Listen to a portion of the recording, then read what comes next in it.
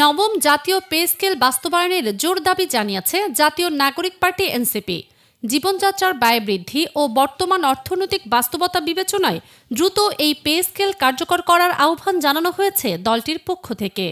এনসিপির শিক্ষা ও গবেষণা সম্পাদক ফয়সাল মাহমুদ শান্ত স্বাক্ষরিত এক বিজ্ঞপ্তিতে এই দাবি তুলে ধরা হয়।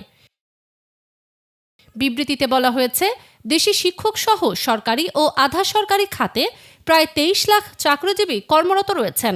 তাদের সর্বশেষ বেতন বৃদ্ধি হয় ২০১৫ সালে অষ্টম পে স্কেলের মাধ্যমে। এরপর প্রায় এক দশকে মুদ্রাস্ফীতি ৫০%রও বেশি বেড়েছে এবং নিত্য প্রয়োজনীয় পণ্যের দাম প্রায় দ্বিগুণ হয়েছে। ফলে বর্তমান বেতন কাঠামো দিয়ে জীবনযাপন করা অনেকের জন্যই কঠিন হয়ে পড়েছে। এনসিপির মতে, দীর্ঘদিন বেতন বৃদ্ধি না হওয়ায় সরকারি চাকরিজীবী ও তাদের পরিবারগুলো চরম আর্থিক চাপে রয়েছে। তাই দ্রুত সময়ের মধ্যে নতুন পে স্কেল বাস্তবায়ন এখন সময়ের দাবি। বিবৃতিতে আরও উল্লেখ করা হয়, অন্তর্বর্তীকালীন সরকারের সময় নবম জাতীয় বেতন কমিশন গঠন করা হয়েছিল। কমিশনটি বিভিন্ন অংশীজনের সঙ্গে ১৪৮টি সভা করে চলতি বছরের ২১ জানুয়ারি তাদের প্রস্তাব জমা দেয়।